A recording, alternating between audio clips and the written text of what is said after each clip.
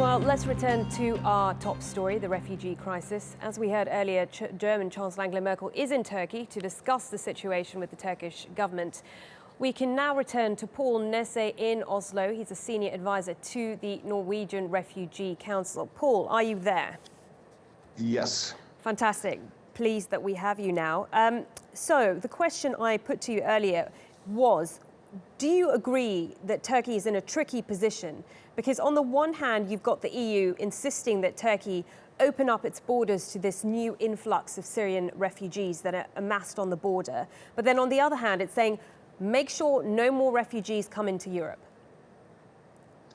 That is a tricky position, and we acknowledge the generosity that Turkey has shown in hosting so many refugees, not only from Syria, but also from other countries. As a refugee agency, we are very concerned if refugees cannot access safety. This is now crucial also along the border, but as you say, it also means that Europe has to take its share. We cannot on the one hand ask Turkey to keep its borders open towards Syria, while on the other hand we refuse or create obstacles to those who are seeking safety by moving on from Turkey to Greece and other parts of Europe. But the problem is the EU just keeps imposing these border controls. So what can be done to convince European leadership that something needs to be done to help these refugees? We need to keep talking to European politicians about, one, adding efforts to the peace negotiations and ceasefires within Syria.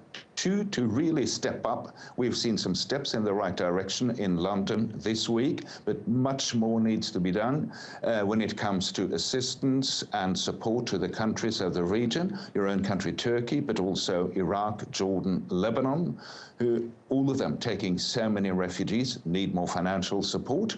And thirdly, we also need to acknowledge that this is the neighborhood of Europe. We also need to work in a coordinated manner in Europe to receive those that are coming here. We should not forget that Turkey has taken so many more refugees than all of Europe put together.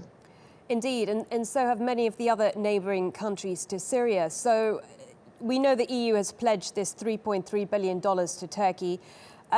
What else can be done to help relieve some of the pressure on neighbouring countries? What other types of help? Is it just a question of money? It's partly a question of money, partly a question of politics, and certainly within Europe, a question of leadership and coordination and responsibility sharing. So far, the German Chancellor has been quite lonely in her generosity so far and is now being pressured herself.